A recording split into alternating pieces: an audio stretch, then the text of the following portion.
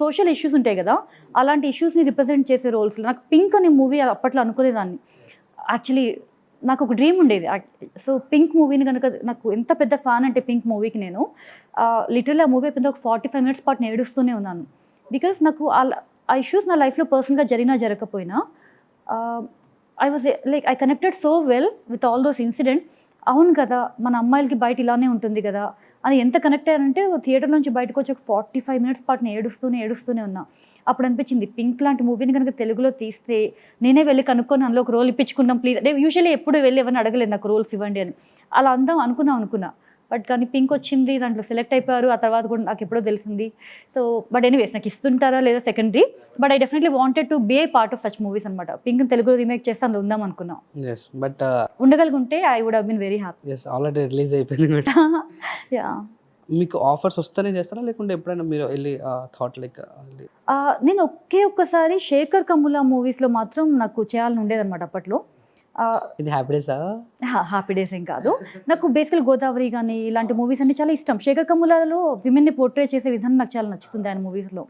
So దాంతో like I wanted to be part of Shekhar Kammula's movie అనమాట. ఫిదా మూవీలో నేను యాక్చువల్లీ ఆడిషన్ ఇచ్చాను అక్క రోల్కి. బట్ దెన్ సమ్హౌ దానికి తెలంగాణ యాక్సెంట్ కావాలి, whatever reason it didn't work out. వచ్చు కదా తెలంగాణ? లేదు, నాకు రాదు. I'm very bad with modulations and language accents. Only decent ఇలాంటి dialogues. Yeah, unfortunately, but maybe నేర్చుకుంటే బెటర్ ఏమో. I definitely have to work on that. మీరు ఇండస్ట్రీ ఇన్ని ఇయర్స్ వచ్చినప్పటి నుంచి ఏదైనా లైఫ్లో సాటిస్ఫై అయిన డే ఏదైనా ఉందా? నాకు ఒకప్పుడు నేను మూవీస్ ఏంటంటే సీరియస్నెస్ లేకుండా వచ్చాను కాబట్టి ఎప్పుడు ఓకే చేశాను బాగానే, లైక్ ఓకే సిన్సియర్గా చేస్తాను వచ్చేస్తాను, ఎప్పుడు ఆ సాటిస్ఫాక్షన్. బట్ నేను చాలా బాగా చేశాను అన్న సాటిస్ఫాక్షన్ ఎప్పుడు రాలేదు. బట్ ఎప్పుడైతే నేను ఎక్కడికి పరుగు అని ఒక వెబ్ సిరీస్ చేస్తున్నప్పుడు దెన్ అప్పుడు నేను కొంచెం సీరియస్గా స్టార్ట్ చేశాను. నాలో కొంచెం ఇంప్రూవ్మెంట్ కనిపించింది నాకు. సో లూజర్ వెబ్ సిరీస్ చేసినప్పుడు చేసిన తర్వాత ఫైనలీ నేను ఒక మంచి రోల్ చేశాను. అంటే నాకు మంచి రోల్స్ వచ్చాయి, బట్ నేను వాటిని వాడుకోలేదు దానికి ముందు. బట్ లూజర్ అప్పుడు ఓకే నాకు మంచి రోల్ వచ్చింది, నేను దాన్ని న్యాయం చేశాను అన్న ఒక సాటిస్ఫాక్షన్తో I felt very very proud అనమాట. మా ఇంట్లో వాళ్ళంతా కూడా ఎవరు కూడా పెద్ద మూవీ బఫ్స్ కాదు. బట్ ఆ లూజర్ తర్వాత నా హస్బెండ్ లైక్ నువ్వు చాలా బాగా చేసావు అని ఇంట్లో వాళ్ళ నా హస్బెండ్ కానీ మిగతా వాళ్ళు కానీ చెప్పినప్పుడు I felt very very happy. So for me proud moment అంటే అది. అదే ఆడియో లంచ్లోనూ రిలీజ్ ఈవెంట్లోనూ కూడా మీరు మంచి స్పీచ్ కూడా ఇచ్చారు. It's amazing. అండ్ నాగార్జున గారిని కూడా పిలిచారు. ఎలా అనిపించింది నాగార్జున గారితో ఎప్పుడైనా మాట్లాడినా చేశారు? నాగార్జున గారిని నేను ఒకసారి డైరెక్ట్గా చూశాను, అంటే పెద్ద ఇంట్రాక్షన్ లేదు కానీ. ఎప్పుడు అంటే నాగార్జున గారితో ఒక మూవీ ఉంటుంది ఇలా వెంకటేశ్వర స్వామి మూవీ, ఒక పద్మావతి గాను దేనికొని చేయడానికి. సో అప్పుడు అక్కడికి వెళ్ళినప్పుడు ఆడిషన్ అప్పుడు లైక్ నాగార్జున గారు కూడా ఆ గెటప్లో ఉన్నారు. సో అప్పుడు ఆయన చూసేసి బయట మనకు ఒక ఇమేజ్ ఉంటుంది కదా, ఆ రోజేమో ఆయన గెటప్లో యూజువల్ ఎక్కడో విన్నా నాకు ఏ గెటప్లో ఉంటే అలా ఉంటారు ఆయన అని. సో ఎంత సాఫ్ట్గా ఎవరో ఒక ఋషుల్ని సాధువులను చూసినట్టు అనిపించింది అనమాట. అరే ఇంత జెంటిల్మెన్ అని చెప్పి నేను షాక్ అయ్యాను. ఆ తర్వాత లూజర్ అప్పుడు ఆడియో ఫంక్షన్లో కూడా ప్రీ రిలీజ్ ఈవెంట్లో అప్పుడు కూడా అంతే, like he such a gentleman, like చాలా soft, very very very nice. Yes, మీ ఆన్సర్ అక్కడ అందరు కూడా ఏంటి నాగార్జున గారు ఈ యాంగిల్ ఎప్పుడు చూసింది ఆ క్వశ్చన్ మార్క్. అంటే అందరు కూడా లవర్ బాయ్, గ్రీక్ వీరుడు ఇలా అనుకుంటారు కదా. యాక్చువల్లీ ప్రాబ్లం ఇది, మూవీ ఇండస్ట్రీలో మనం చూసేదాన్ని బట్టి ఒక ఇమేజ్ని అనుకుంటాం ప్రతి ఒక్కరికి. బట్ ఒక మనిషికి చాలా వేరియేషన్స్ ఉంటాయి. సో అండ్ మీరు మీకు మాత్రం చెప్తా అనే ఒక ప్రెస్లెట్ దాంట్లో అర్జున్ రెడ్డి ఎలిజిబుల్ అవి రీసెంట్గానే చూసా అని చెప్పేసి చూడలేదు అప్పటి వరకు మీరు అసలు? లేదు, నేను యాక్చువల్లీ ఇంకా చూడలేదు. అంటే ఒక్కొక్కసారి ఏమవుతుందంటే నాకు ఒక ప్రాబ్లం ఉంది.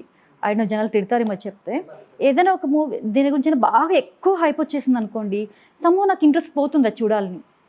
నేను అర్జున్ రెడ్డి చూద్దాం అనుకునే లోపు ఎక్కడ పట్టినా అర్జున్ రెడ్డి అని విని ఓకే నాకు ఇంకా అది పోయింది ఇంట్రెస్ట్ చూడాలి అని. But yeah of course it's good movie and all. ఎందుకు ఆ తర్వాత ఇంకా నాకు టైం దొరకలేదు, లైఫ్లో బిజీ అయిపోతుంది కదా. ఇట్స్ నాట్ దట్ నాకేదో నేనేదో పెద్ద లైక్ స్టార్ని కాబట్టి అలా కాదు. ఇప్పుడు చాలామంది నాకు తెలిసి చెప్తే తిట్టుకుంటాను నన్ను, but I had my reasons. ఒక్కొక్కరు ఒక్కలా ఉంటారు. నాకు ఎందుకు అలా ఎక్కువ హైప్ వచ్చేస్తే oh my god enough is enough, ఇంకా నా వల్ల కాదు అనిపించేస్తుంది అనమాట. మీ లైఫ్లో బిగ్గెస్ట్ డే అన్న డే ఏంటి? I don't know. నాకు ప్రాబ్లం ఏంటంటే నా లాంటి మెమరీ పవర్ ఉన్న అంత బ్యాడ్ మెమరీ పవర్ పీపుల్ ఇంకెక్కడే ఉండరు. రీసెంట్గానే ఆ ప్రీవియస్ ఇంటర్వ్యూస్లోనే నేను చూశాను, చాలా మెమరీ పవర్ ఎక్కువ మీకు. డేస్ కానీ ఇప్పుడు చాలా మందికి marriage is like my best memory అంటారు, లేదా బాబు పుట్టినప్పుడు ఈ డేట్ నా బెస్ట్ మెమరీ అంటారు. లైక్ అలాగే నాకు లైఫ్లో చాలా ఉన్నాయి అలాంటి డేస్. సో కరెక్ట్గా ఇది అని చెప్పడం కష్టం కానీ, but like every day is big whenever see I like doing multiple things. నేను కొత్త నాకు ఎలా అంటే చాలా కాన్షియస్గా ఉండేదాన్ని ఒకప్పుడు. సో నన్ను నేను ఛాలెంజ్ చేసుకుంటాను అనమాట. ఓకే పావని, నువ్వు ఇది భయపడుతున్నావు, so you should go and do it అని. సో అది వెళ్ళి చేసినప్పుడు, దాన్ని ఓవర్కమ్ చేసినప్పుడు మనకు కాన్ఫిడెన్స్ వస్తుంది కదా, అలా ప్రతిదీ కూడా నాకు బిగ్ డేస్ అనమాట. అంటే ఇప్పుడు ఇలా మాట్లాడుతున్నాను కానీ మధ్యలో నేను చిన్నప్పుడు చాలా బ్రేవ్గా ఉండేదాన్ని, చాలా కాన్ఫిడెంట్గా ఉండేదాన్ని. మళ్ళీ తర్వాత అలా అయ్యాను. మళ్ళీ మధ్యలో కొన్ని ఇయర్స్ ఉన్నాయి, అది అసలు అది తలుచుకుంటే అది నేనైనా అనిపిస్తుంది నాకు. ఇది 8th 9th 10th +1 +2 ఆ స్టాండ్లో బీటెక్ ఫైనల్ ఇయర్ ఒక లాస్ట్ ఒక 1-2 ఇయర్స్ నుంచి ఇన్ఫోసిస్ జాయిన్ అయిన ఒక 1-2 ఇయర్స్ వరకు ఇట్స్ వెరీ అండర్ కాన్ఫిడెంట్ అనమాట.